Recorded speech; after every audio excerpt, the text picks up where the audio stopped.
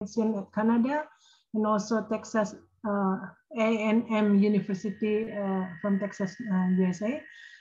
She has several experience. She has several experience at Kyungnam University in Korea, South Korea, from February 2020 as an assistant professor until now, and also working at the Bilkent University School of English Language Preparatory Program at Ankara, Turkey, as an instructor from September 2018 to August 2019.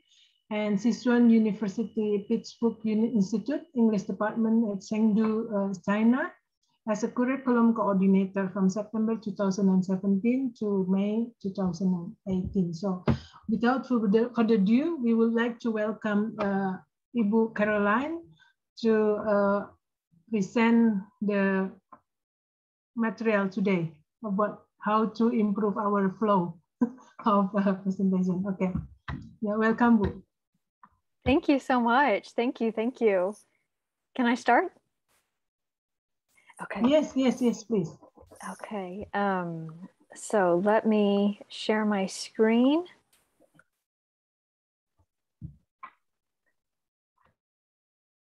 Did it work? Yes. Okay, good. So this will be a little bit different than our presentation last Tuesday because the topic is very different. So last Tuesday was a lot more information. It was a very, very large topic. This topic is more focused. It's less information and more skills-based. So I've worked in a bit of practice so that we can work on developing these skills together. And if there is, I think I said this last time too, if there is a time that I'm speaking too quickly, or you want me to repeat something, say something again, or if you don't understand, please let me know. You can use the little reactions or let me know in the chat, and I'm happy to repeat myself.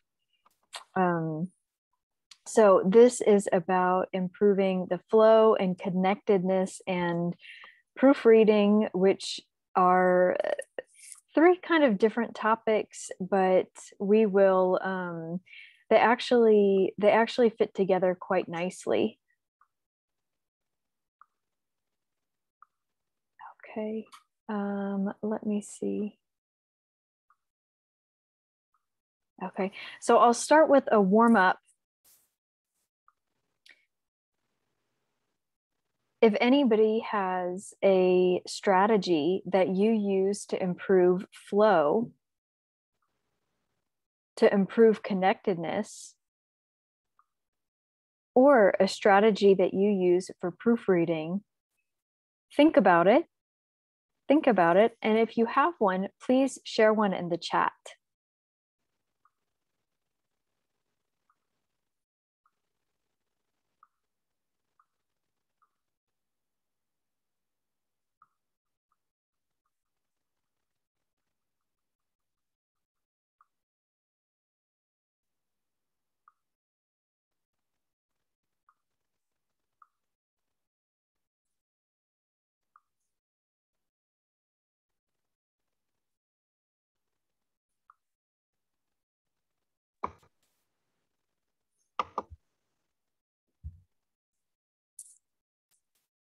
So we maybe invite someone.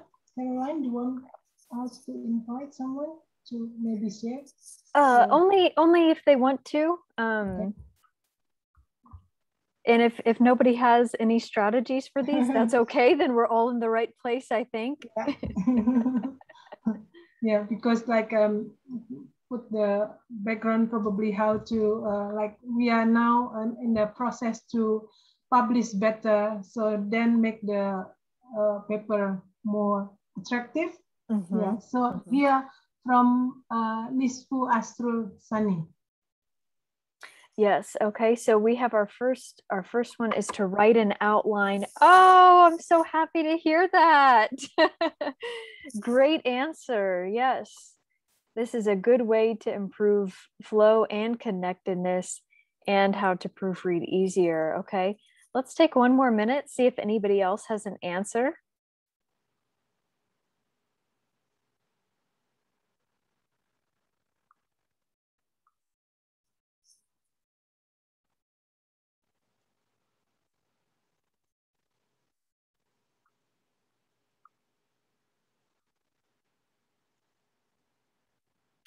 Oh, this is another nice answer, to create a mind map. Wonderful. Yes, okay. So even before we make an outline, we might make a mind map. Good answer, good answer. Okay, maybe a lot of you are thinking, I don't know how to improve flow or connectedness or proofreading, and that's why I'm here. That's okay. I want to see what you know first before we jump into strategies.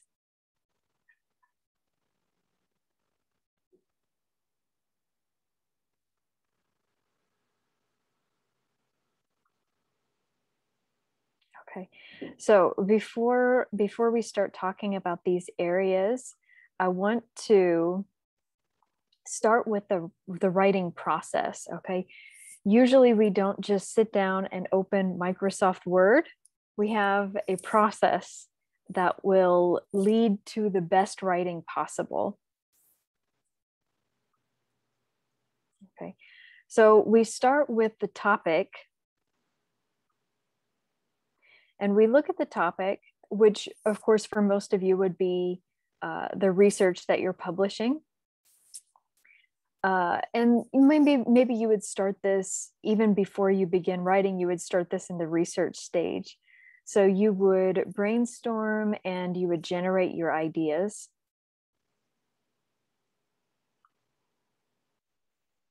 Okay. Once you have maybe even a mind map, if some of you know what that is, once you have a lot of ideas and you've thought a lot about your topic, you should create an outline.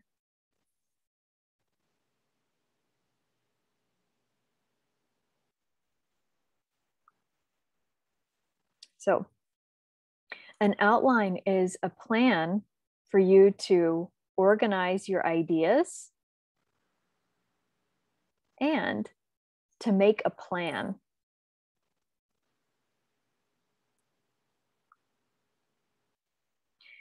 After you've made an outline, you've made a plan, you will make a draft.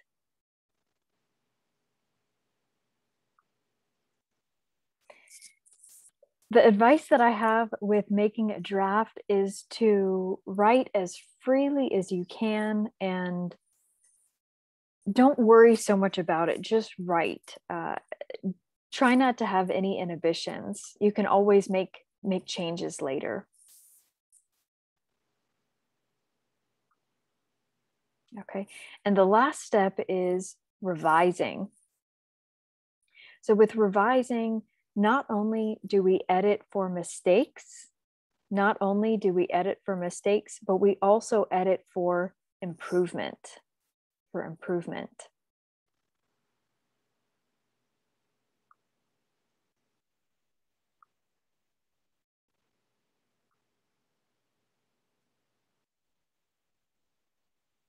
Okay. There are many different variations to the writing process, but I made a very, very short one just for our purposes.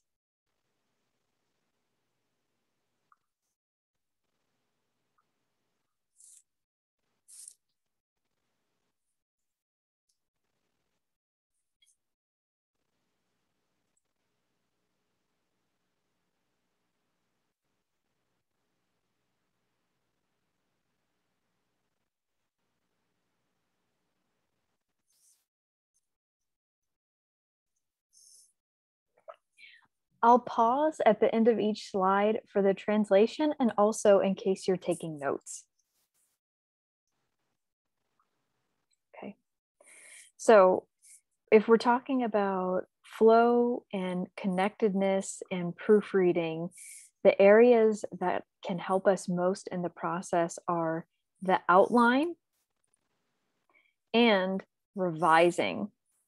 Okay, so these are the parts of the process that we'll talk about today that will help our writing flow really nicely and give us that good cohesion, and also to revise and to, of course, help us with proofreading, but even in revising, we can improve the flow and connectedness.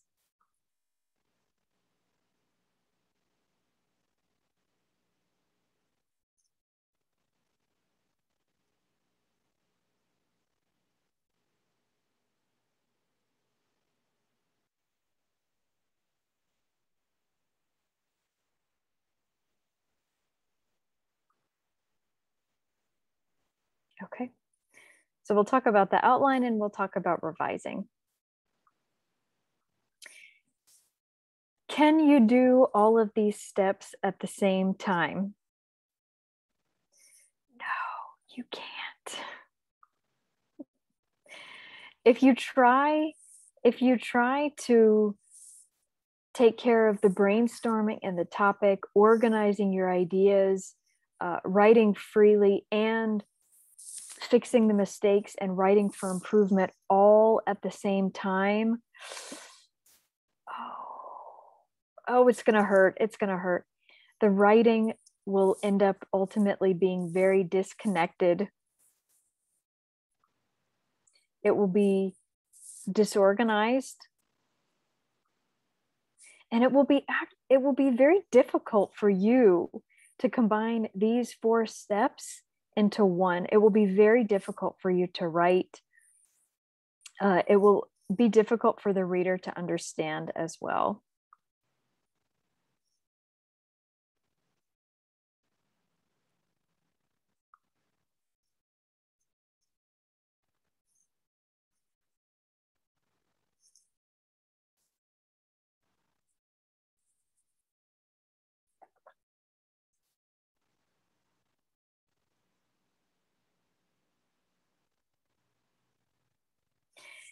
So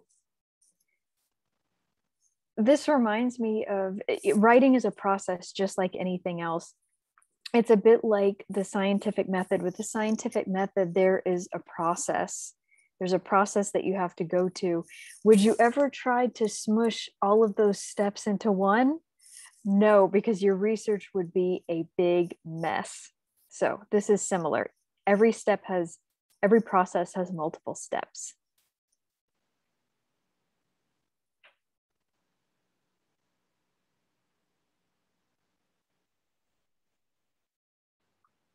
Okay, so let's start with the outline.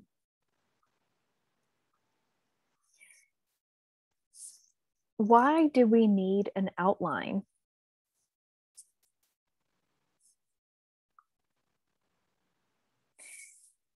The outline is very necessary for writing that is focused, writing that is organized, and writing that is developed. For focused, organized, and developed writing, we must have an outline.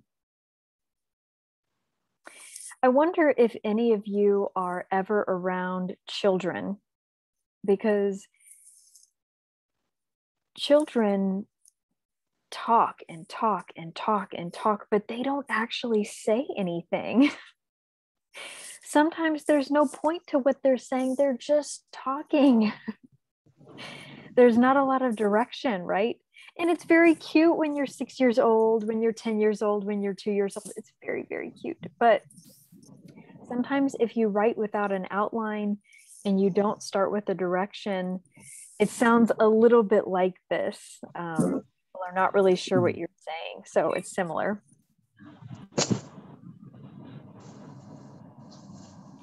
Writing will also be much easier if you have an outline. If you open Microsoft Word and it's a blank document, it's scary. Oh my gosh, it's my job. And even for me, it's scary. So if you just have a plan, it can be much easier. It can be much easier.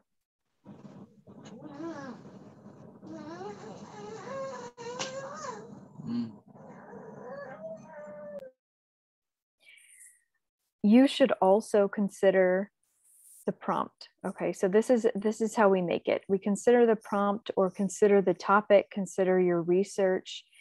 And all you have to do is make a very simple plan with the main points before you begin writing. You just make a simple plan with the main points before you start writing. Now, for some of you, if we're looking at journals and publications, you might divide your outline by the introduction and the methods and the conclusion, the discussion, and so on and so on. You might organize it that way. and then decide your main points for each section. That would be fine too. In general, when we make outlines, we don't need to use complete sentences. The important thing is that you can just get your ideas on paper and just get your ideas organized first. So just start with the key words. As long as you understand, it's okay. Once you have a rough outline, then you can develop your writing later. Then you can add full sentences if you want to, where it's appropriate, but you don't need to have only full sentences for an outline. This is not really the purpose. So we have all of our main ideas. Maybe we use some examples and some support for each one. And after that, you should arrange your ideas in the best order. Look at your main ideas 1, 2, 3, 4, and ask yourself, is this the best order? What order is the best for the main points? And you can organize them based on, you might organize them based on time, based on importance, something else, it's up to you.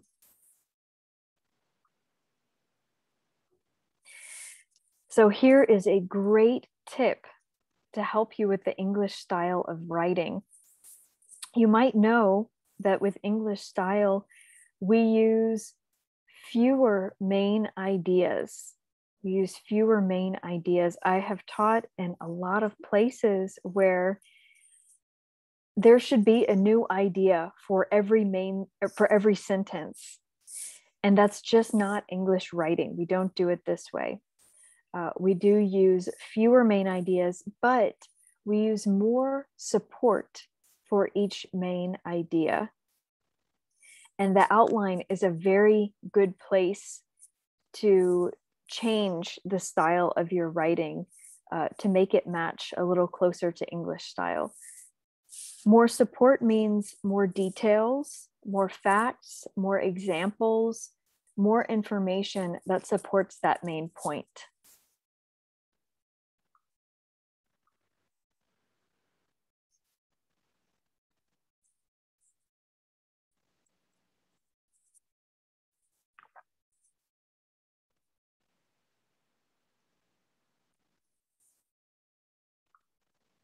Okay, so I have, I'm going to try to put this in the chat.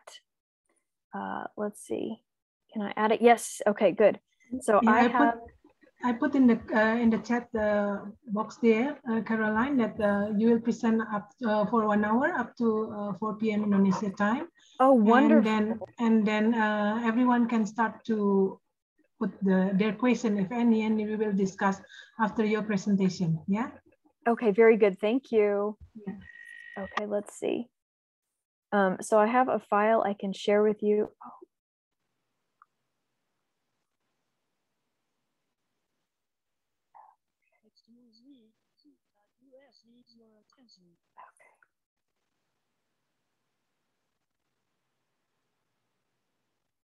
Okay, so I have it on the PowerPoint if you'd like to read it there, but if you want your own file, I also have a copy of it in the chat just in case. So we're going to do a couple things with this reading. So let's take maybe about, let's try for 5 minutes. And as 5 minutes just to read and just to get the main ideas, okay?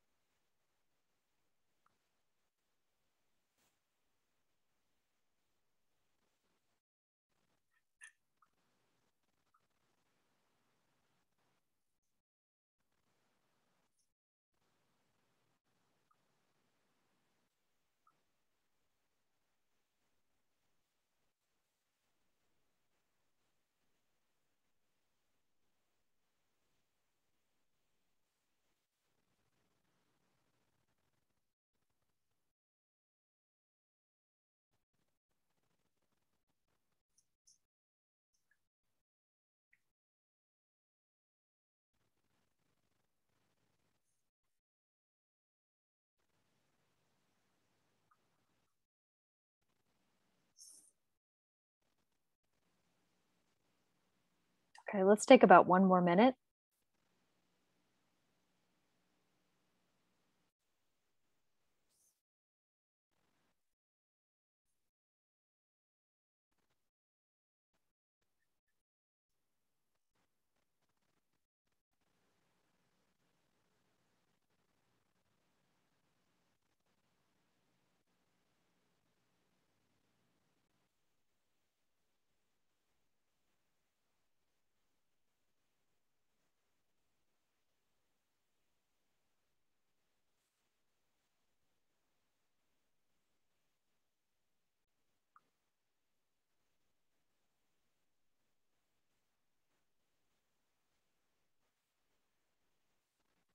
Okay, so this is a passage from a writing textbook that I've used quite a lot. There's a lot of information that we can learn from this passage. I'm sorry if it's a little bit awkward. It looks like this.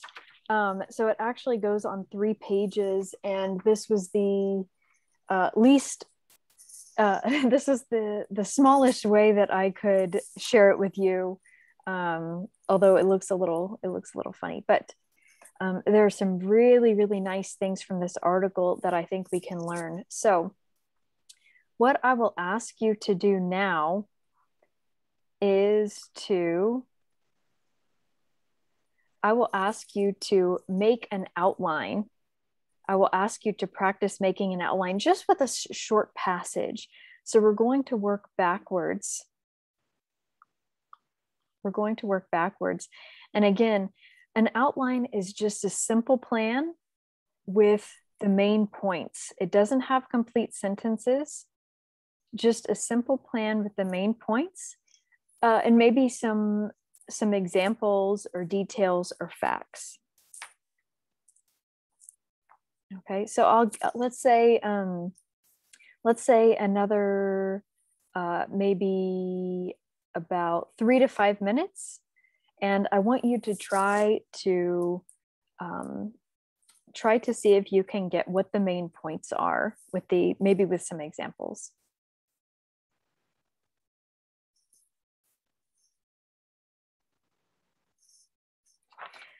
Mine looks like this. It's very simple, just keywords.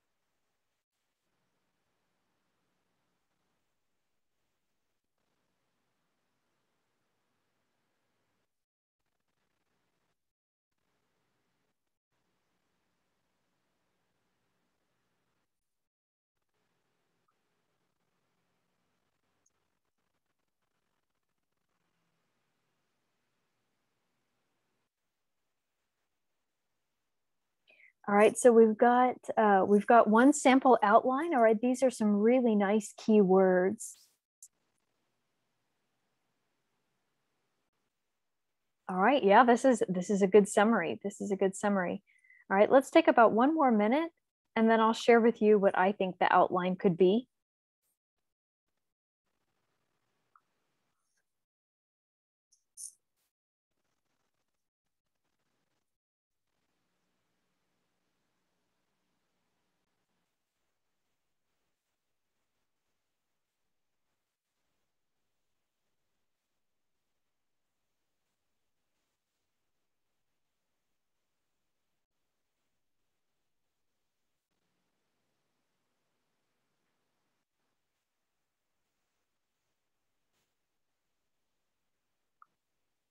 Okay, let's take a look. So if you can make an outline from something somebody else wrote, and if you can work backwards like this, then making your own outline will be a bit easier. Okay, so this is to get an idea of what it looks like. Okay, so you might have had some different answers. That's okay. In my opinion, this is what I think probably the author did before he started writing. Okay, so the first paragraph is actually the first 2 paragraphs, really, they go together. So the first 2 paragraphs give us an introduction, and they give us a little bit of context, a little bit of background.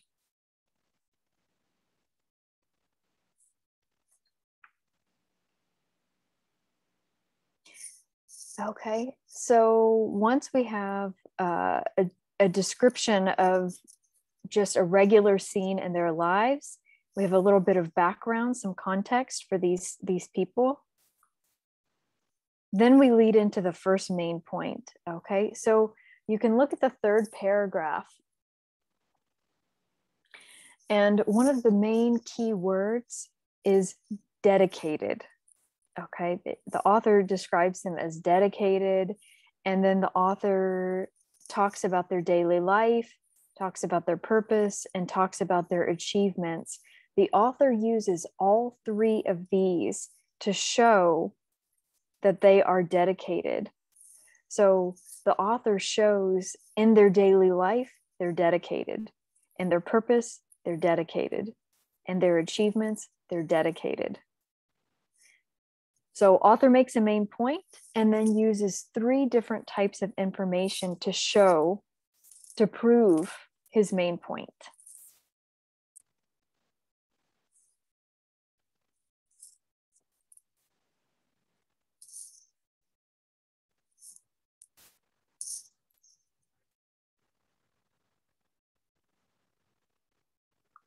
Okay, so our next main point in paragraph 4, we can see that the Joberts are daring. Okay, so this is the next main point that we can see. And the author uses the living conditions and animals from different different instances in their lives, different times that they face different animals, to show that they're daring.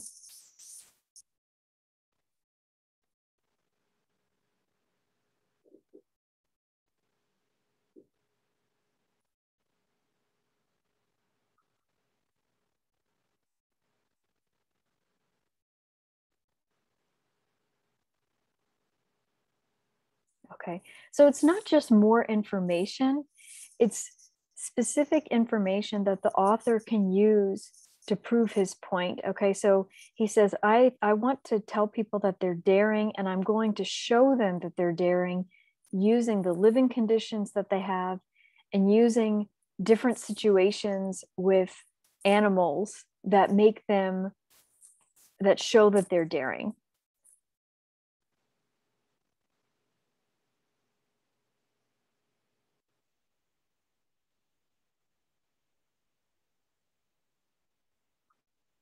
Okay, the 3rd main point is that they are patient. And this is in paragraph 5. We can find that they are patient. So author talks about different situations with long-term and short-term to show that they are patient. He describes this really moving this really moving situation that they become invisible over time because they're so patient. So it gives us a description of a result, and also talks about at the end of the day, they've been working for 16 hours and then they still go home and they edit their footage. They still go home and they keep working.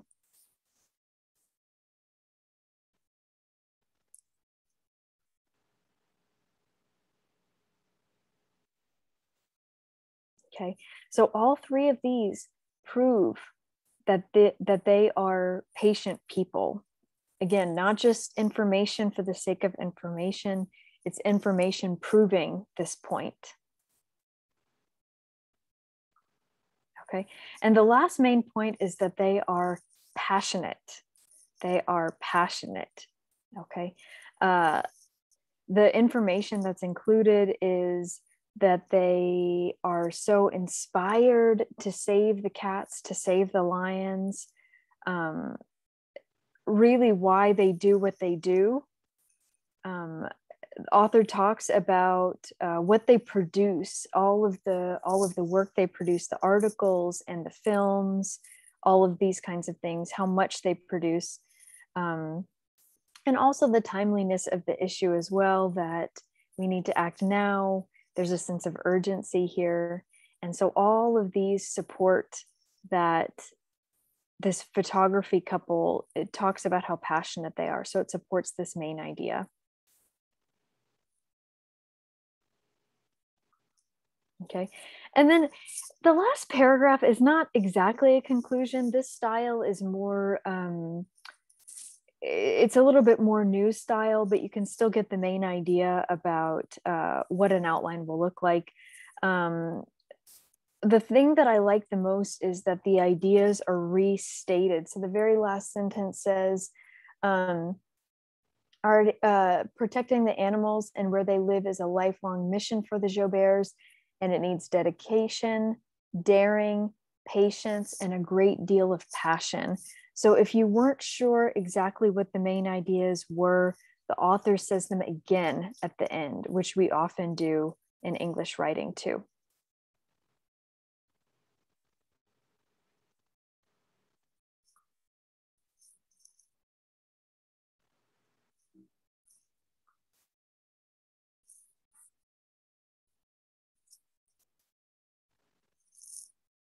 Okay, so you can see how making a plan like this will give your writing more direction and more focus and make it so much easier for you when you sit down to make your draft. You can have a plan.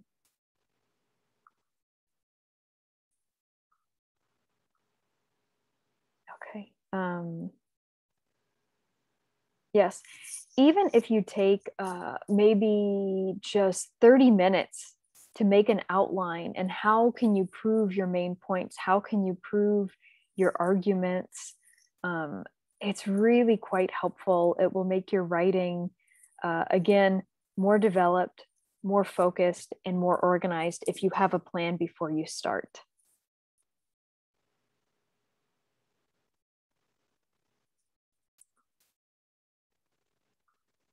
Okay, so here's a question that I get often in writing classes or from writing students. What if I wrote something without an outline? Maybe some of you are here and you have already written a 12-page research publication. Do you throw it in the trash? No.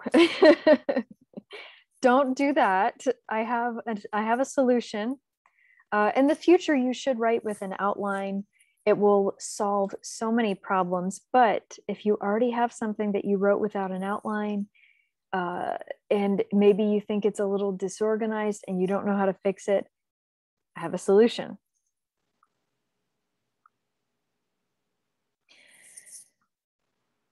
Okay.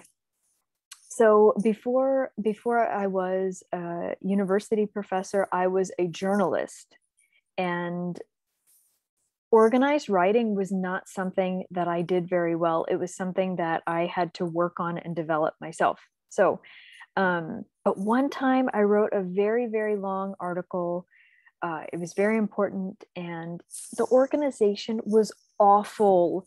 I knew it was awful. I knew all the information was good, but it just wasn't in the right order. And I would try to fix it and I would make a mess. And here's what I did. I put each sentence on one line and I printed it. And then I took the paper and I cut each sentence out and I arranged it that way. I'm old and I think sometimes paper is better. I think it's a little easier to arrange. It's a little easier to get a visual. So I just cut out every single sentence. I put all the sentences in a pile, and it was a lot easier for me to organize it and puzzle it together that way. So if you think that a section of your paper is not very organized, you might cut out every single sentence or arrange them on your computer somehow, and you might puzzle them together that way.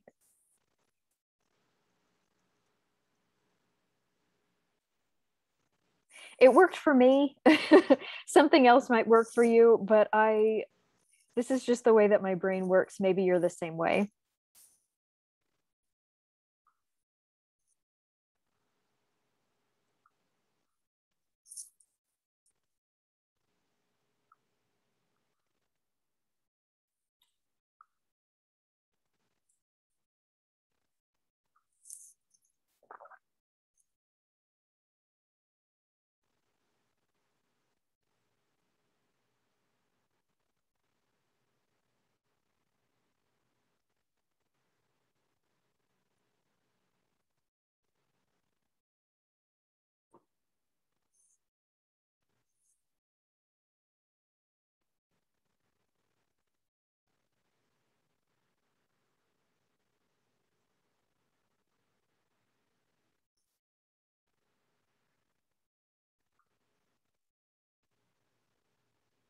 Okay, so do you want your life to be easier or harder?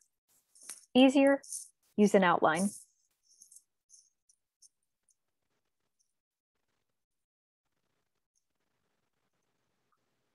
Okay, so we started with the most difficult one, that's the outline. The others are a little bit easier.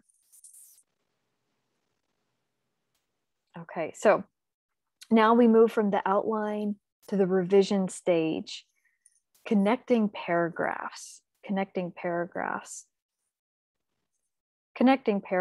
is like connecting main ideas. So why do we need to do this? A couple reasons. The reader must be able to follow the logic. Maybe to you, it's understood the connection between the main points, but it might not be. The reader can't read your mind, so you want to make sure that the connection is obvious, that the reader can follow the logic of your thinking.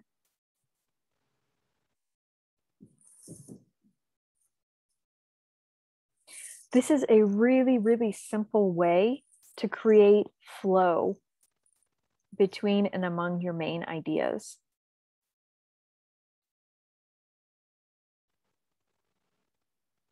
What's the difference between and among? Between we use for 2 things, among we use for 3 or more. Fun fact. Okay. We also can use connecting paragraphs to demonstrate connection between your ideas, like I mentioned. It also keeps the reader's attention. It's not a given that the reader will be interested in your research as you are. So to keep the reader's attention, we should connect the paragraphs. Use the momentum.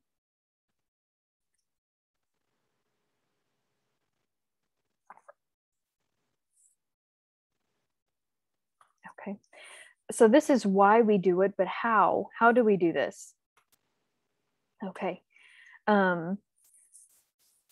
this passage does a beautiful job of connecting paragraphs. So I'll show you.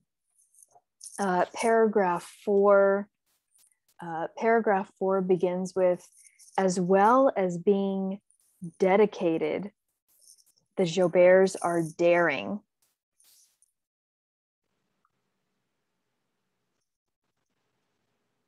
Okay, so as well as, okay, well, this is making the connection very obvious. The first main point we said was that they're dedicated, and the second main point is that they're daring. So giving this connection between the two main points is helpful.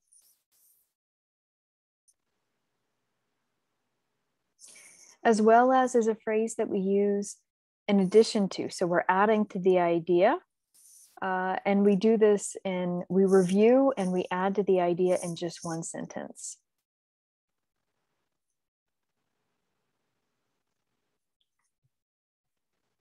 Okay, at the beginning of paragraph 5, it starts with, patience is another quality that Jauberts have a lot of.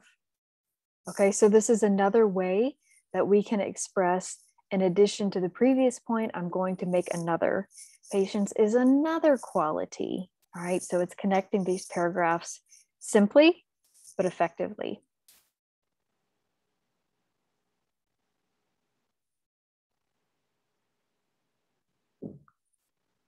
All right, at the beginning of the 6th paragraph, the Jauberts are not only a patient couple, but they're a passionate one as well.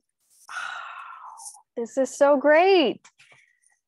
Okay, so we see here are not only a patient couple, so it's connecting our third main point of patience to our fourth main point of passionate.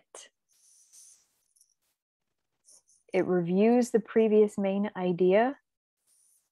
It reviews the previous main idea and previews the next main idea and connects them quite well.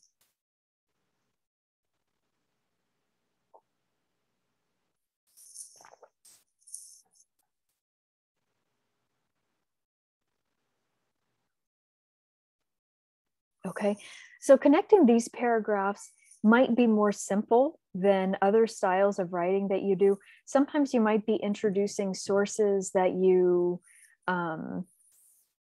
that don't have the same kind of information, or maybe you need to express contrast, or maybe you need to compare different things.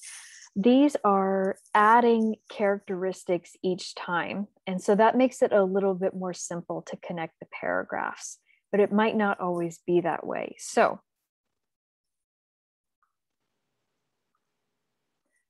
in this case, I have some examples that can help you with other styles of writing.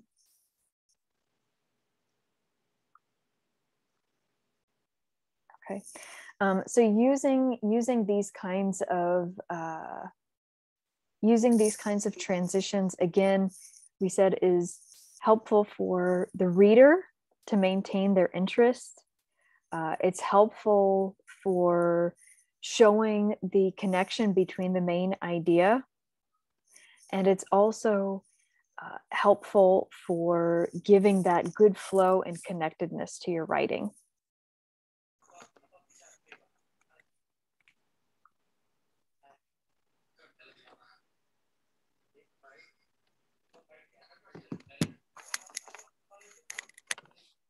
Okay, the next thing that we have is combining sentences. I think this is even simpler. Okay, so we're still in the revising stage. We're still in the editing stage. We are going to combine sentences. Why should we combine sentences? The first reason is because we want to avoid short sentences. If it's 3 to 5 words, it's a short sentence. We should combine these sentences when possible.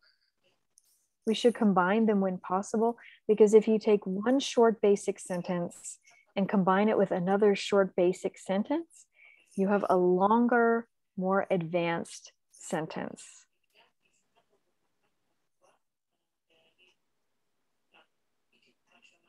Okay, these sentences that are this short, sometimes having one or two is okay for variety, but in general, they just look a little bit basic and we should try to avoid them. So how can I combine sentences? I have two ways. Okay. So we want to also be careful of run-on sentences. I wanted to make this point before I forgot. Run-on sentences are a problem that I see often. I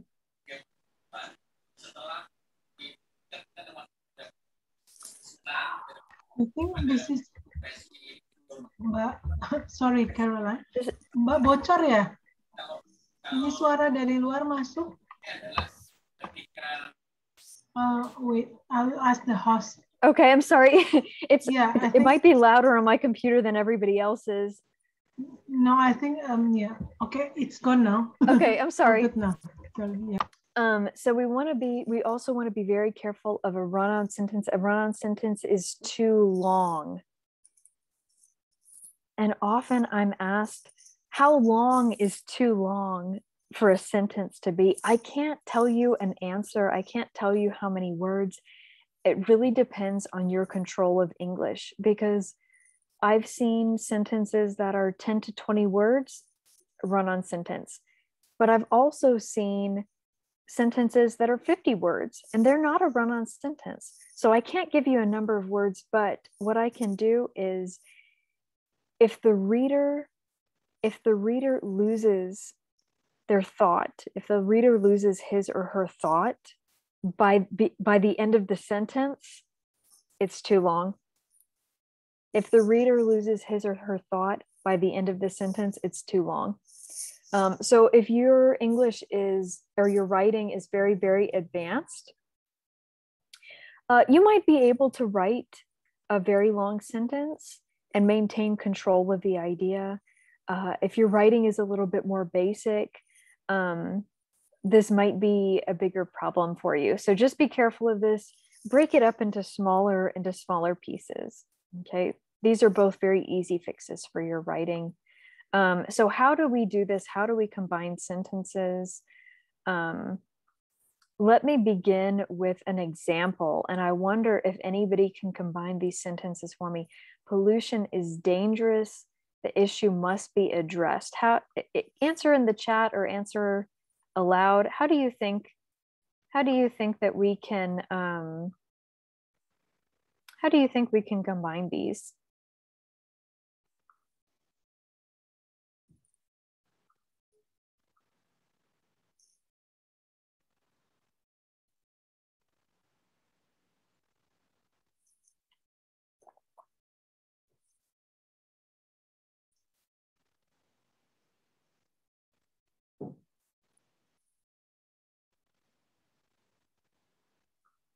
Anybody have a suggestion for how we can combine them?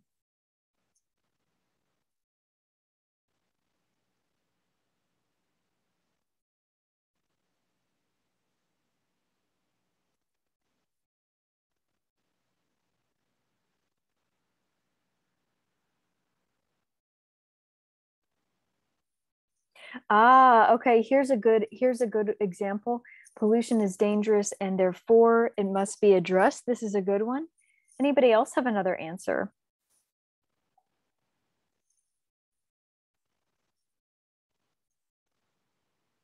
Oh, okay, I like this.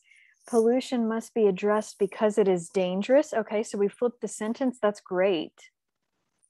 All right, anybody else?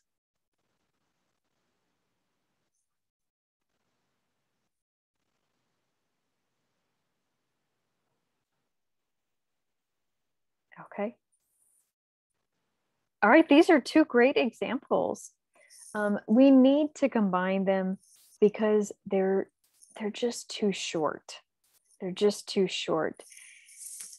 An 8-year-old could write these sentences, and that means it's a little too basic. Okay, so I have two ways. You've already guessed the first way. Okay, so semicolons are a very, very simple way to combine sentences.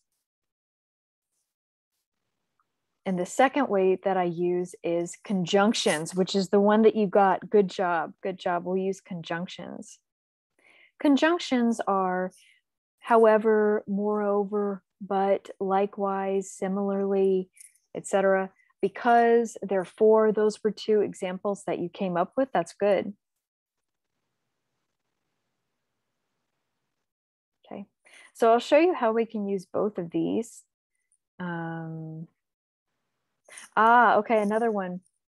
Pollution is dangerous. That is why the issue must be addressed. Great, great. So we make the connection there.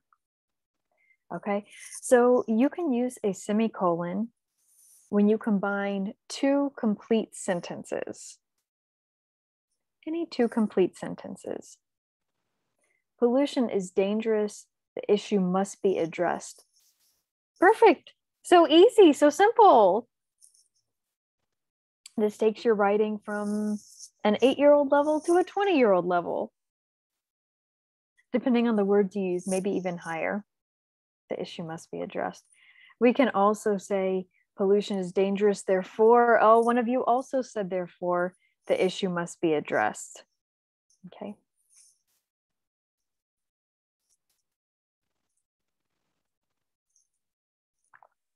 I will say this about semicolons. We don't use them extremely often in English, so I wouldn't have, in a section of your research, I wouldn't use more than one or two.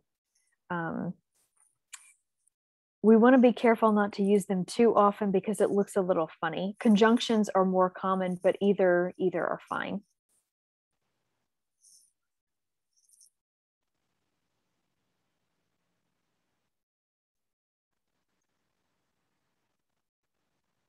Okay. So I will put this in the chat also. If you want to save this document, I will upload the file. Like we mentioned with the Jauberts, so the Jauberts were using conjunctions in this section. They were adding more ideas. But you might need conjunctions that show cause. You might need conjunctions that show contrast, or maybe conjunctions that add emphasis.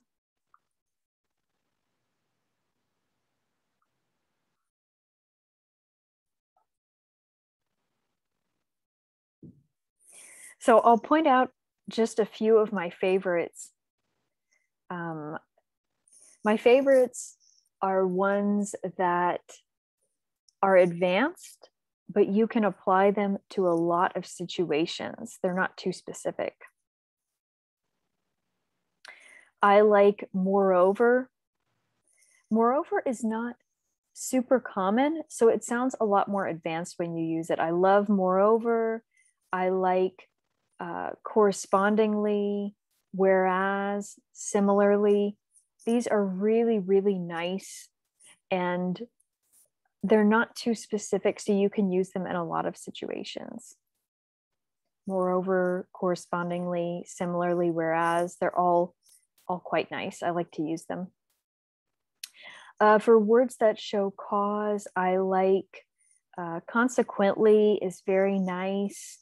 I like since sounds a little basic, but I think you can use it in a lot of situations too. Accordingly and for this purpose are also great conjunctions. Okay. For showing contrast, I like conversely. Conversely is excellent. It's an excellent conjunction.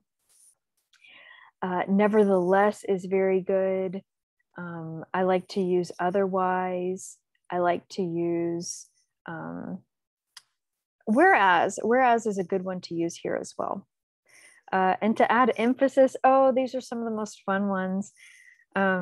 It depends a little bit on your situation, but I think for the most part is good. It's not too informal. particularly is nice, especially is good. And I like to use above all for things that are more important. Above all, this is the most important point. Okay, so these are some of my favorites. Okay, so a little bit of practice. I have 5 sentences, and actually let me do this. Let me stop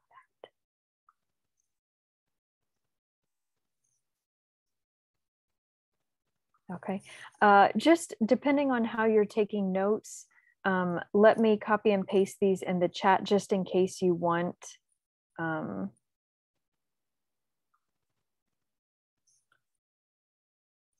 Just in case you want to have a typed version of the examples. Okay, so we have 5 examples. Taylor Swift is a big star. Taylor Swift makes great music.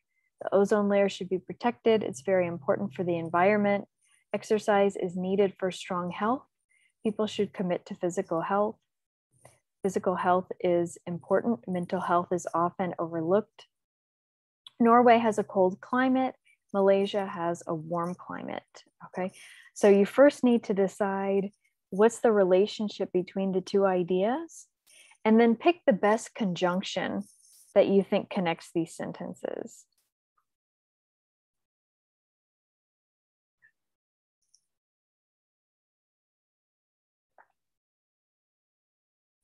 Okay, let's take about maybe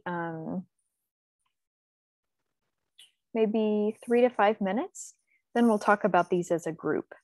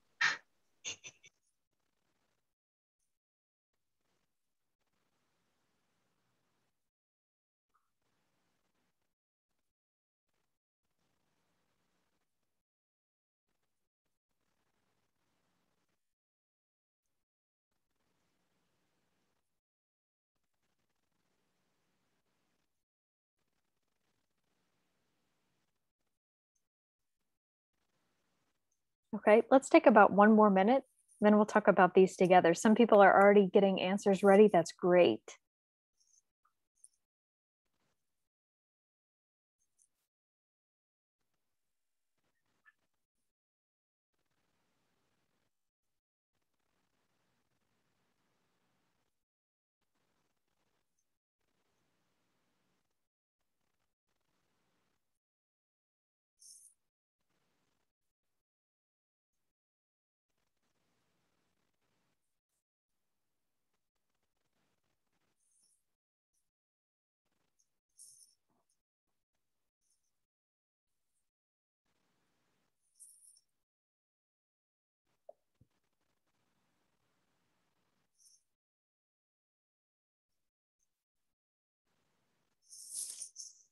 Okay, let's go ahead and try these together.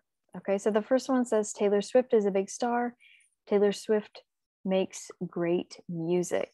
Okay, let's see if anybody Does anybody have an idea of how we can combine these sentences? You can type in the chat.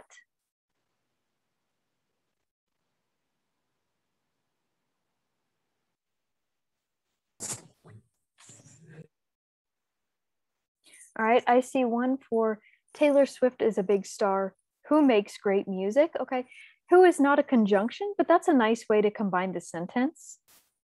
That would be fine too. Okay, any others for what conjunction can we use to combine this sentence?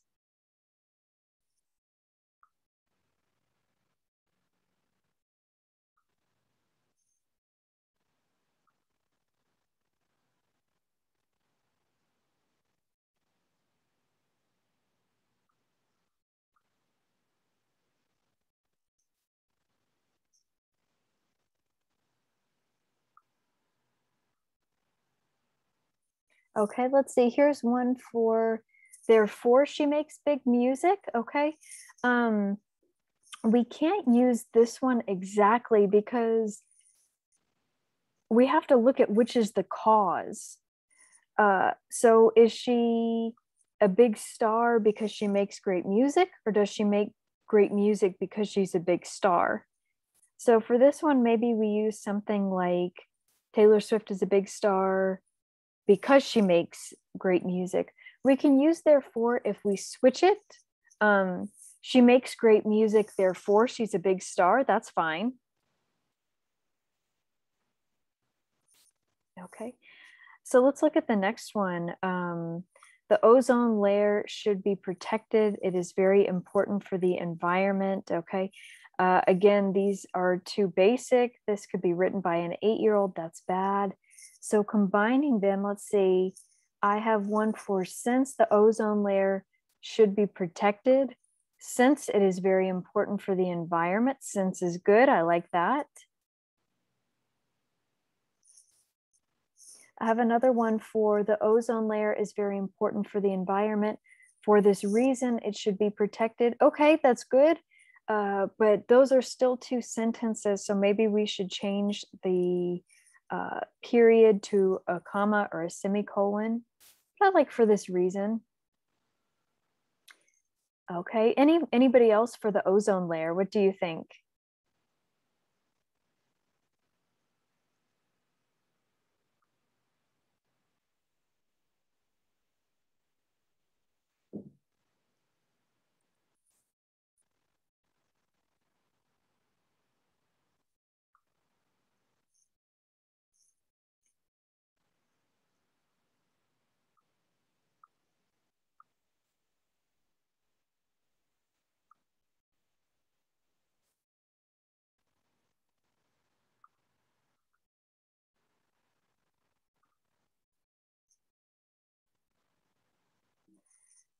All right, like I said, we can use since. Since is good.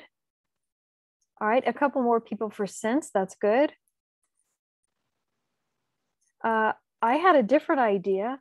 The ozone layer should be protected as it is very important for the environment. So any of those would be fine. Okay, let's look at the third one. Exercise is needed for strong health. People should commit to physical health. Okay, it's fine. It's just a bit basic. So how can we combine these two?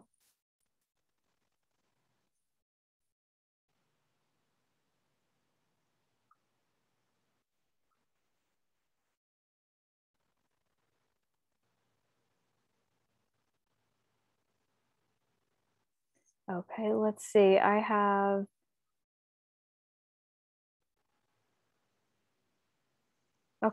one for that's why.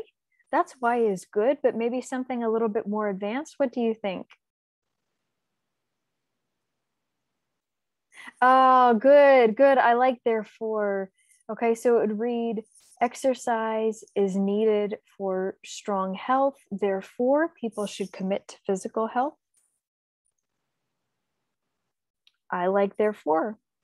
Okay, that's a good answer.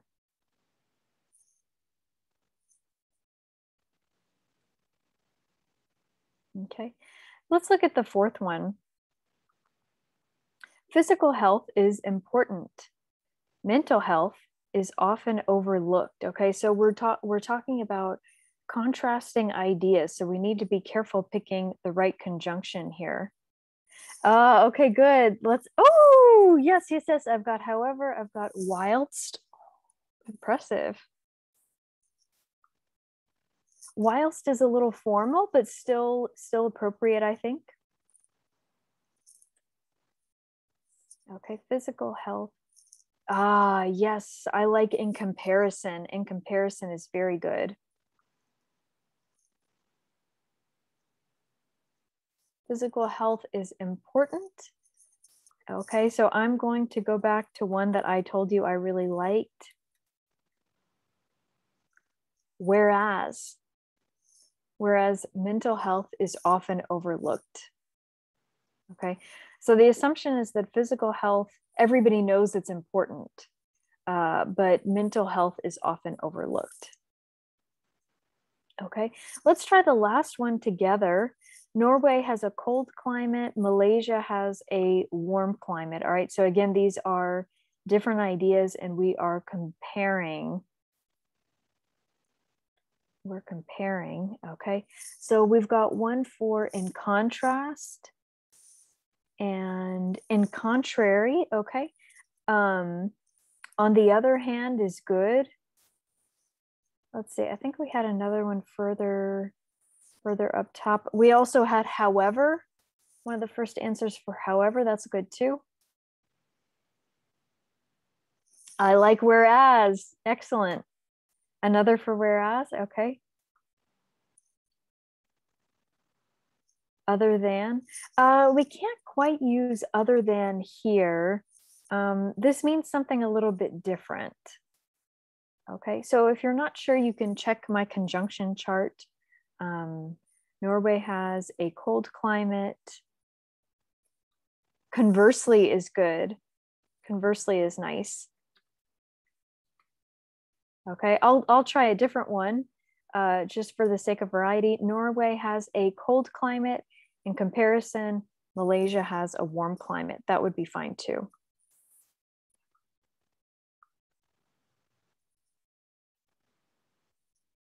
Okay, so as you are, maybe don't do this as you're writing a draft, but when you are revising a draft of your manuscript, look at some short sentences. See which ones you can combine together to make a longer, more advanced sentence, okay?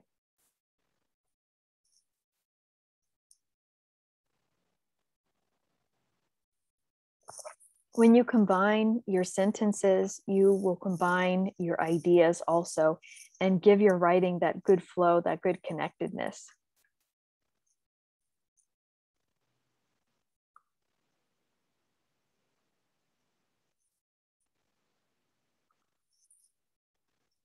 Okay.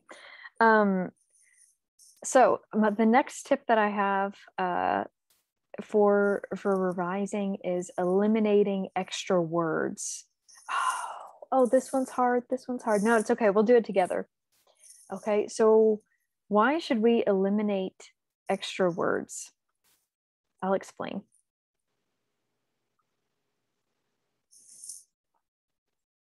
Okay. When we eliminate extra words, we think of this as being respectful of the reader's time and energy. So this is the most respectful thing that we can do in consideration for the reader, because time and energy are very valuable. So being direct and to the point, this is part of our English style, part of our culture. From our perspective, this is a way to show respect.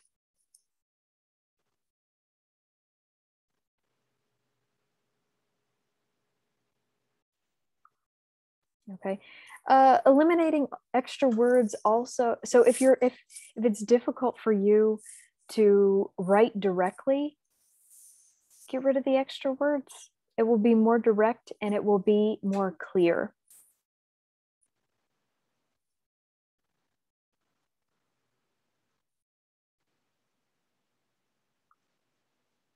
Okay. Okay, so again, this goes with the style of English writing. It also reflects our culture quite a bit.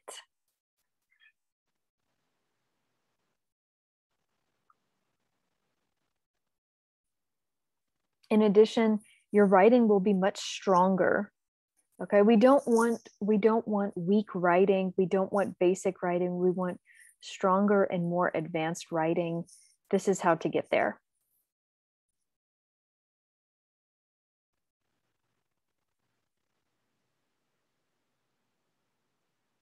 Okay. One thing that this is a really common expression in English, that quality is better than quantity. We say it all the time. We say it all the time. So it applies to writing as well, that the quality of your writing is more important than the quantity of your writing.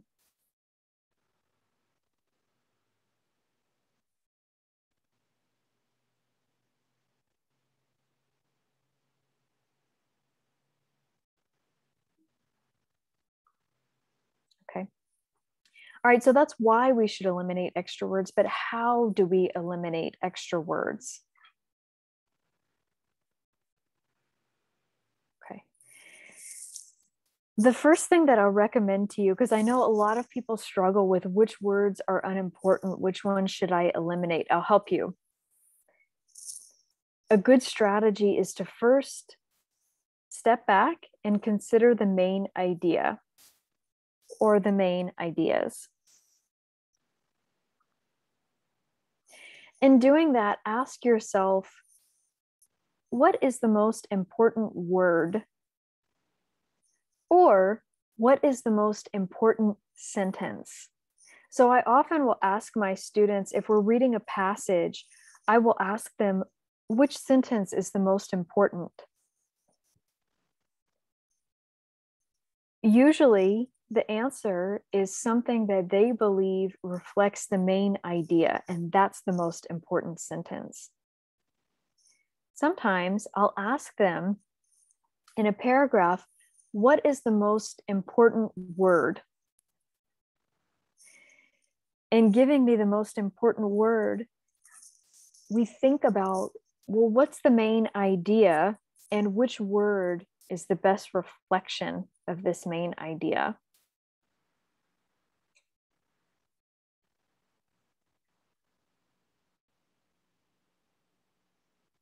So if you're revising a paragraph or if you're revising part of your manuscript, ask yourself, what's the most important word or what's the most important sentence? In this way, you'll be focused more on the main idea. Okay, which sentences or which words support your main idea, and your brain will start looking at, oh, these sentences, maybe these sentences, not these, these words, but not these words. Okay, so when your brain is thinking about which sentences and which words support your main idea, then the unimportant words, phrases, sentences will be more obvious to you. They will jump out very obviously.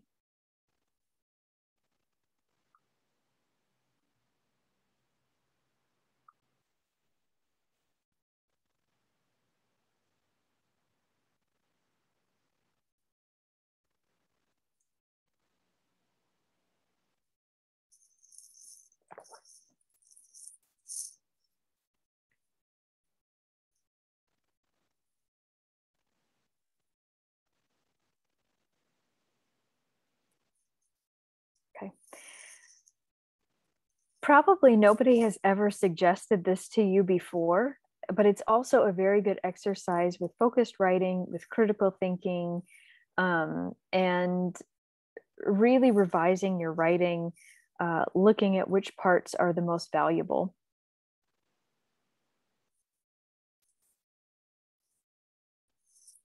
Okay. Okay, so look for words that are meaningless. Look for words that are repetitive. In other words, if you have 5 words that are saying the same thing, just pick maybe 2. You don't need 5 adjectives, just 2 is okay if they're saying the same thing.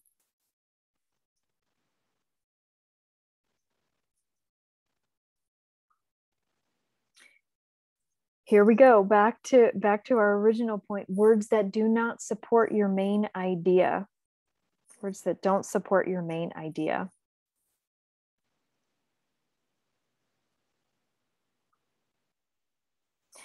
Here's a big one, words that are only added for length. Yes, I know. Sometimes you will have requirements for your manuscript should be this long. Your manuscript should be this number of words or this many pages. And you're just trying to add words to get the extra length. Don't do it. Don't do it. No. So I have a way easier solution that will make your writing even stronger.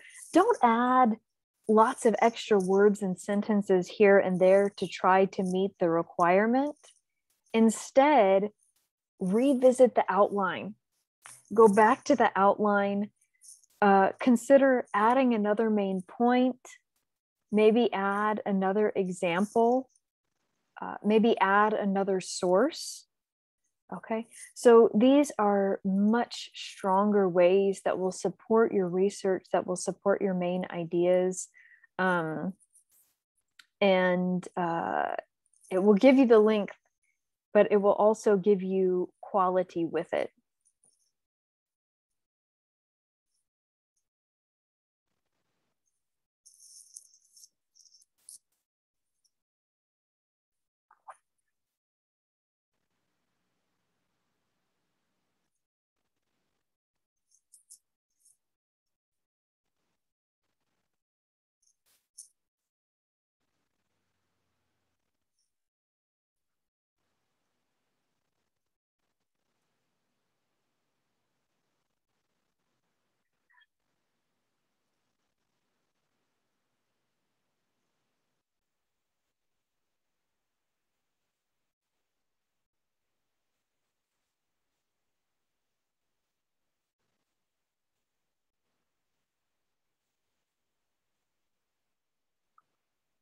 Okay. So words that are meaningless, words that are repetitive, words that don't support your main idea, get rid of them.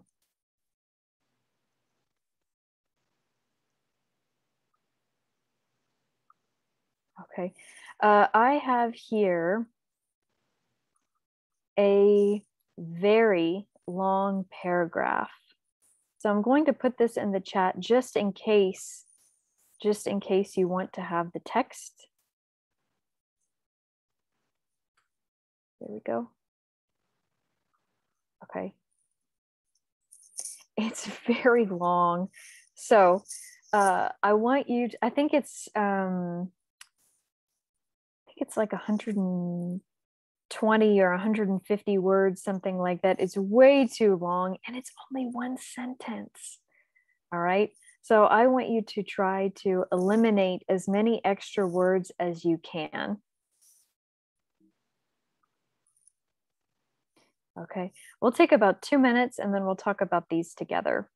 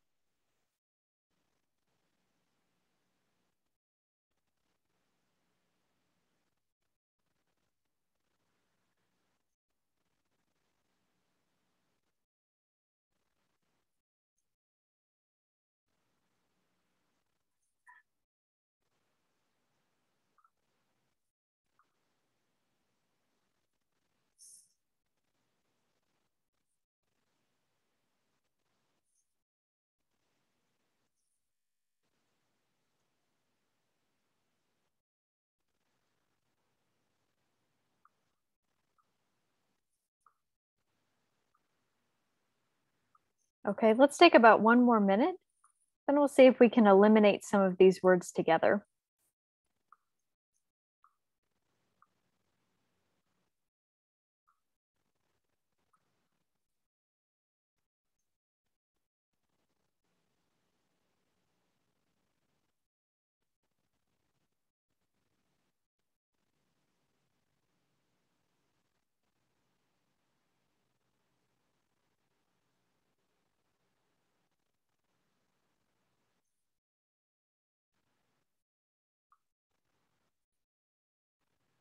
Okay, let's try. So let's do it this way. Tell me in the chat which words we can delete. What do you think? Which words can we delete?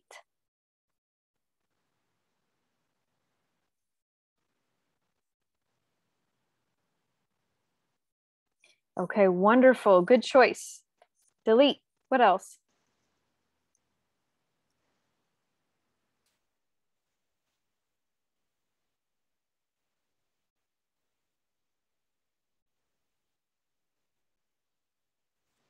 All right, good. Okay, so we can say many or thousands. We don't really need to say both. ITS is a university with many thousands of students. Okay, what else can we delete?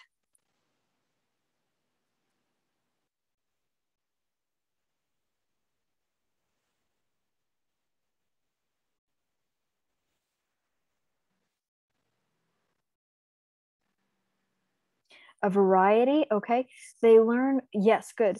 So we have here a variety, different kinds of topics. It's too many. It's too many things, right? Okay, good. Any of them are fine. I think a variety of topics is good. I like variety. It's a little bit more advanced than the others. Okay. Of topics. What else? What else can we delete?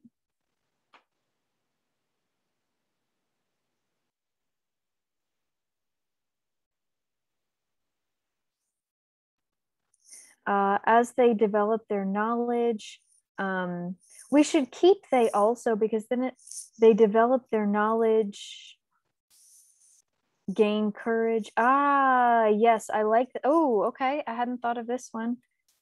They develop their knowledge, gain. We don't need courage and confidence. So maybe we say confidence, gain confidence and charisma. Okay. What else can we delete?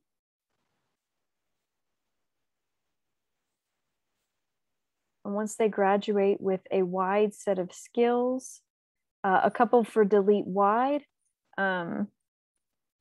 with a set of skills and abilities. Do we need skills and abilities?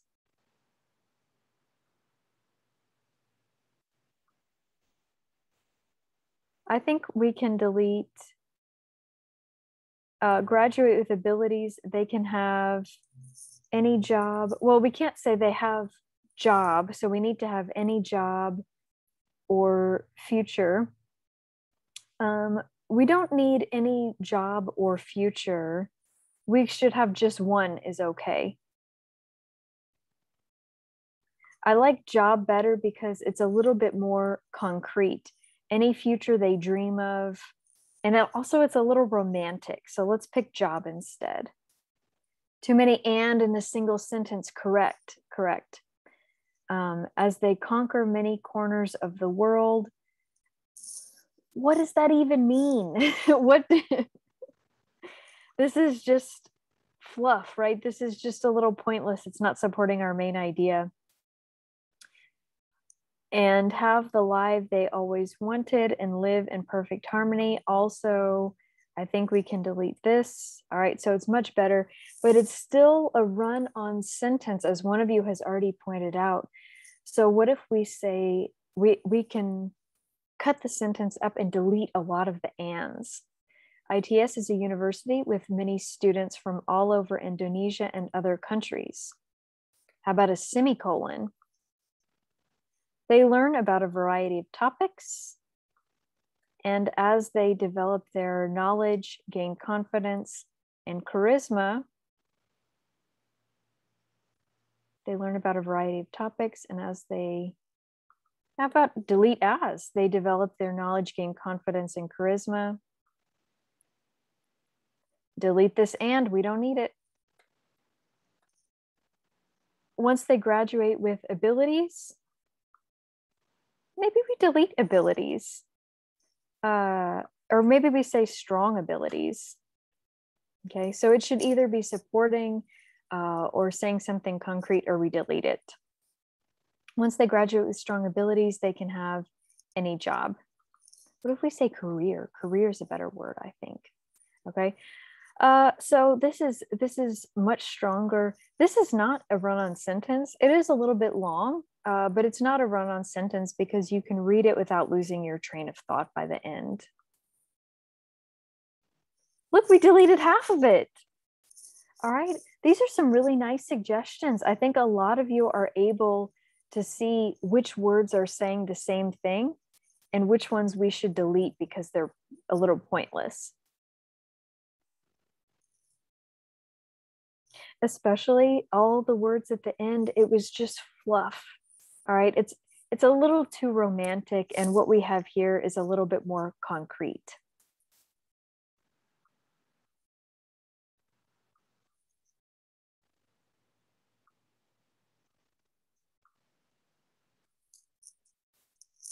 So for the kind of writing that you'll do, it's better to stay away from writing that's a little too romantic, better to stay with writing that's specific and concrete.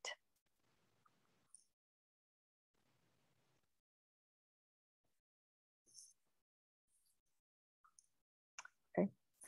The last one that we have is proofreading. Okay. I spent more time on the flow and connectedness because I have more strategies that are probably not as obvious because I've developed them myself over time. A lot of proofreading, probably they're things that you already know. You just have to sit down and do them, but we'll talk about it for a minute. Okay. So if your manuscript or email or text message or abstract or something else that you write has a lot of mistakes, or even just some mistakes, the message that the reader gets is, I do not care. The reader sees a lot of mistakes and says, well, the writer doesn't care enough to proofread and to edit their work. So if they don't care about their work, I don't care about their work. So you want to be very, very careful with this. This is always the message that the reader will receive. If there are mistakes, they think that you don't care enough to proofread. That's bad. That's bad. Okay. Eliminating these mistakes, proofreading makes your work look professional. It's important that your work looks professional so that you can get selected for a publication.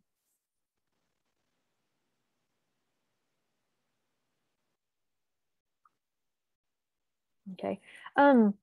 Also writing that you have without mistakes is taken more seriously.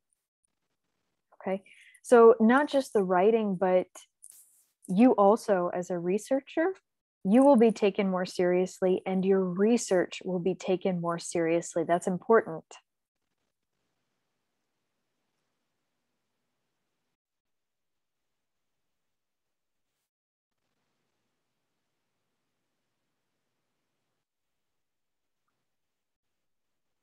Okay.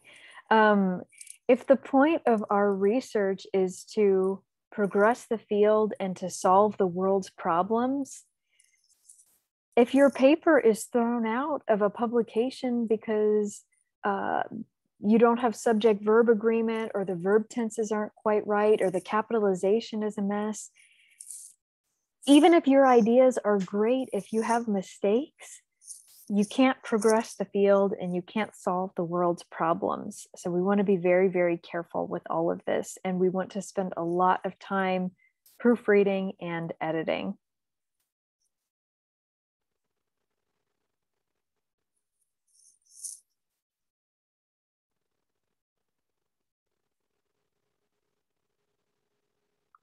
Okay, so we want to eliminate the mistakes.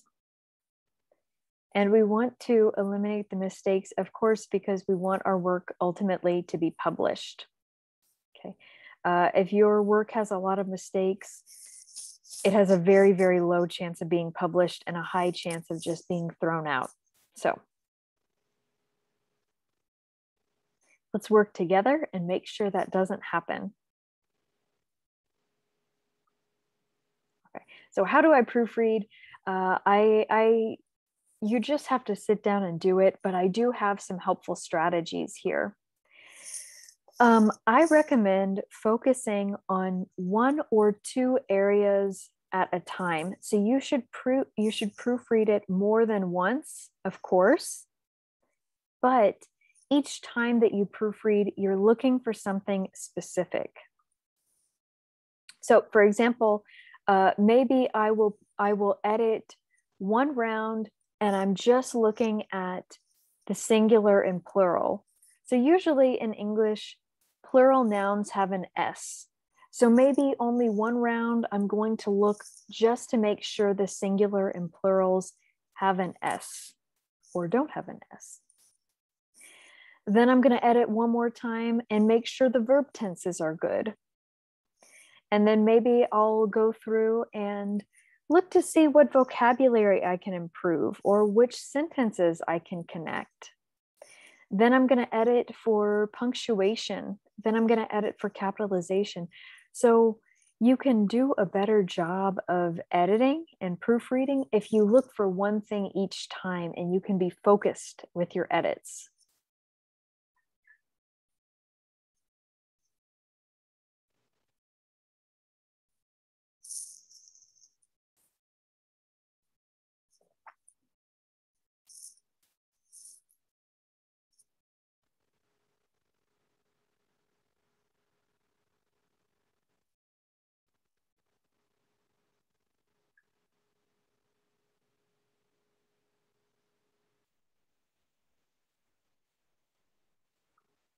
Okay. One thing that we are working to develop at the Writing Center is a proofreading checklist. So we're working on a very comprehensive checklist. I believe by the end of the month, we're going to, our hope is that we can put it on the website with some videos explaining what each part means, and that can help you as you proofread.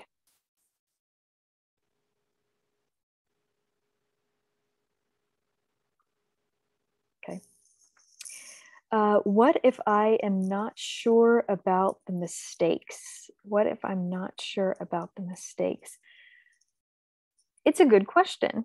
Maybe you're thinking, I'm not sure. I don't know when to use which verb tenses correctly. Well, don't do it by yourself. You can come see us anytime at the Writing Center. You can sign up for an appointment. You can sign up for workshops and lots of other programs. We have great resources on our website. So we have a lot of information here in Bahasa if you want to take advantage of any of these resources. So any student or faculty member can come to the Writing Center and come speak with us, and we're happy to help you with any writing needs that you might have. Anywhere you are in the process, we're happy to help.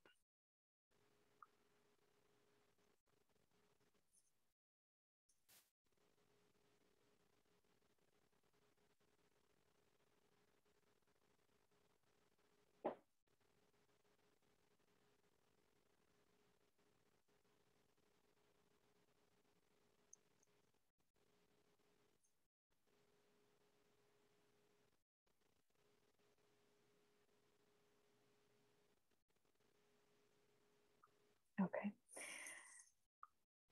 All right, so here is a Here is a very messy paragraph that I wrote myself on purpose with lots of common mistakes.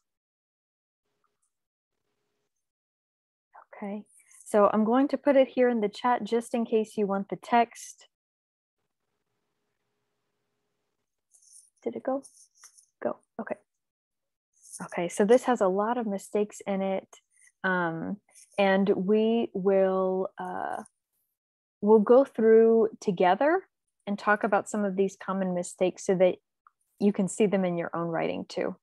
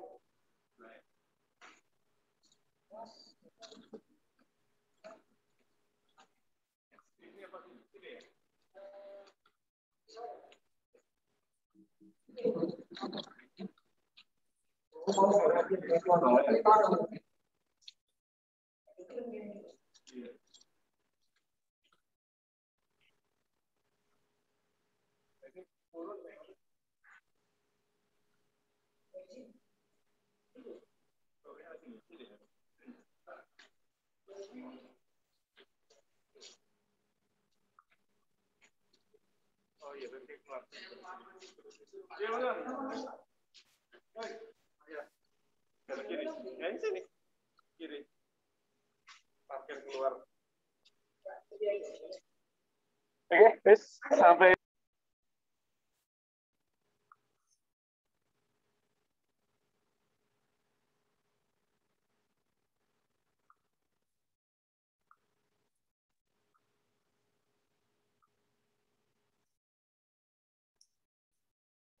Okay, let's take a look at this together. So I wonder if maybe some of you see these same mistakes too. I know we're running low on time, so I'll go through and you can look at maybe some mistakes that you saw as well. Okay, this is a really common mistake. We should not use I for academic writing. It's a little too direct and a little too informal, but sometimes saying I think can help us craft the sentence. So you can always eliminate I think later, okay? The biggest problem in the world is deforestation. What if we combine this sentence? We can use a semicolon. As we all know, plants produce oxygen. Well, as we all know, this is a little too big, but I see this mistake all the time. Okay, so maybe we can say instead as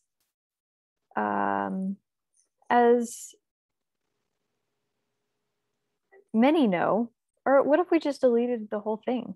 What if we just said plants production? Okay, good. So I see one person knows that production is a noun, but produce is the verb that we want.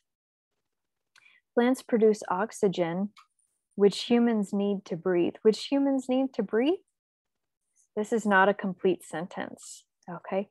So we should combine this too, which humans need to breathe. If we don't have plants, okay, don't is a contraction, And contractions are very informal. We don't use them in academic writing. I think we talked about this last week. Again, we maybe is a little too direct. It's a little too personal. Okay. What if we say, look, we got rid of a bunch of words. Without plants. Oh, wait, let's see. Without plants, because we cut down all the trees, we will die. What if we said, without plants, we say, without trees, we will die. Okay. You must be careful to support this area of the planet. Okay, that's fine. For example is not a complete sentence. Okay, just like which blah, blah, blah, it's not a complete sentence. For example, the rainforest, and one person has got this. Okay, we say South America should be capitalized. Good, good. South America, rainforest in South America, the rainforest? I don't think so. And I believe rainforest should be capitalized because it's a specific area. We're talking about this specific one, not a general one, a specific one. The rainforest is under threat as many seek to repurpose the land. Okay, that's good. Government? What's wrong with this? Do you know? Which government? We don't know. So government is oh, there we go. Yes. We should say the government. Great, great. The government should protect wildlife to support healthy ecosystems around the world. Okay, good. So we saw some common problems here. No contractions. Be careful with punctuation and sentence fragments. See if you can pick a better word where you can, and be careful with capitalization as well. All right, so those are some of the main problems that I see. These are the sources that I used in my presentation. And I know we're almost out of time, but does anybody have any questions? If you need to leave, it's okay. I will stay as long as you have questions.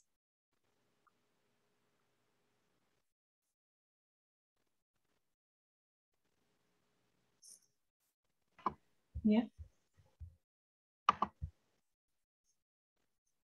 Bapak Ibu, any question? Or I may raise the question, Caroline. Sure. Yeah, yeah, okay. It's very interesting and very guiding. Yeah, it guides us a lot. Thank you. My question is that you mentioned about the favorite word that you like, right? Is that also happen to editors? Because when we submit the articles, we'll meet someone, the editors. Will the editors then see first and then reject, or what happened with that favorite words? I can't say that an editor would reject it, but an editor might also have somebody who's an editor is just naturally into words and might also have their favorite words that they like to use all the time. Maybe words that are not used quite as often, probably. I think it's just part of being human. You know, you have preferences and things that you like, but I can't say that it would lead to being a paper being rejected. I can't see that. Yeah. I think you're okay. So does it mean that it's better for us to read the same with the same language, like the same tone as in that journals? It would be good to, I think it would be good to mirror the tone of the journal, but I wouldn't say copy it too closely. I think we might have touched on this last week. We want to be careful not to just seem like you're copying the journal, but it doesn't hurt to mimic the style a bit. Yeah, it's a good question. Thank you. Any other question from the friends here?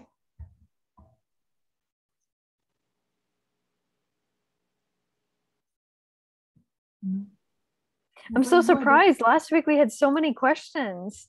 Yeah. Bapak Ibu?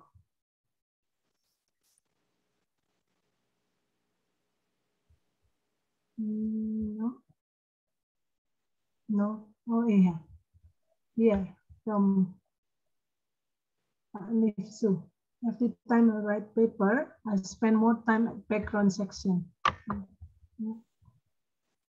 Pak, mau dibacain langsung, Pak? Will you read? Mm-hmm. Okay, so it says, every time I write a paper, I spend more time on the background section. Since the due date of submission is getting closer, the next sections get shorter and shorter. Do you have any recommendation about this habit? Okay, I think this is probably a very common problem, and I bet others maybe also have this question. So I recommend don't start with the background. I recommend starting with the outline, because if you begin with your outline and looking at your main points first, then probably the distribution of words is going to be a little bit more even, because you have points that you want to hit for each one. The second thing I would say is be consistent with the time that you put in each section. Maybe tell yourself, okay, this week I'm going to work only on the background. And this week, I'm only going to work on the methods. And this week, I'm only going to work on the conclusion. Next week, discussion, and so on and so on. So having a fixed amount of time that you spend on each section, I think also might help this situation. Yeah. That's a great question. Yeah. Thank you very much. Any other question? Maybe we invite two more.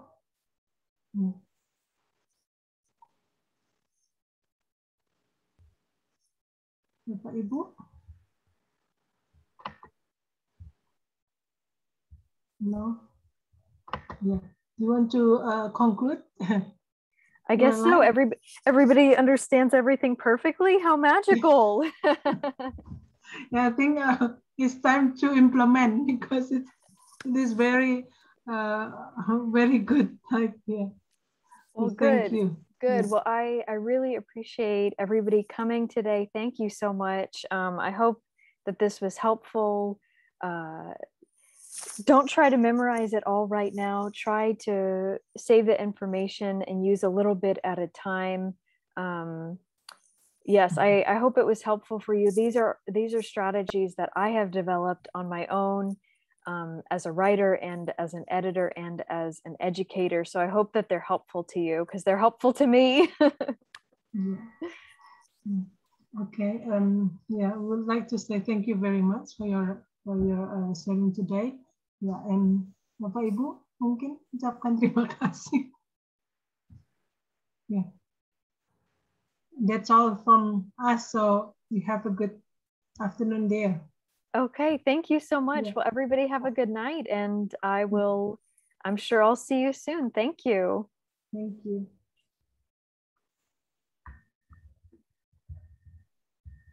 Thanks, everyone. Bye. Okay, thank you very much, Miss Caroline dan Bu Janti. Kita sudah jam 7 ya, 7 PM. Sehingga kita harus mengakhiri pertemuan yang saya kira sangat menarik ya bagi kita semua. Dan nanti di kesempatan lain kita akan bisa ketemu lagi. Sedikit informasi bahwa hari Jumat ini jam 9 akan ada lanjutan dari sesi kita, strategi pembimbingan grup penelitian yang berhasil ya, dengan narasumber Profesor Rian Artosarno dan Profesor Mahfud ya. Jadi Bapak Ibu nanti jangan lupa hari Jumat pagi kita masih ada lanjutan di sesi ke-7. Baik, begitu saja saya kira. Terima kasih kembali kepada Bapak Ibu semua yang sudah meluangkan waktunya sampai tidak terasa 2 jam ya. 2 jam kita sudah belajar bersama dan waktunya untuk praktik ya. Jadi tanpa praktik tentu apa yang sudah kita pelajari tadi itu kurang berkesan ya. Baik, gitu saja saya kira. Sampai jumpa kembali untuk semua. Mbak Melisa juga terima kasih sekali. Tadi teman-teman juga menyampaikan informasi. Mereka sangat terbantu dengan translasi dari Mbak Melisa. Sekian dari kami. Sampai ketemu lagi. Assalamualaikum warahmatullahi wabarakatuh.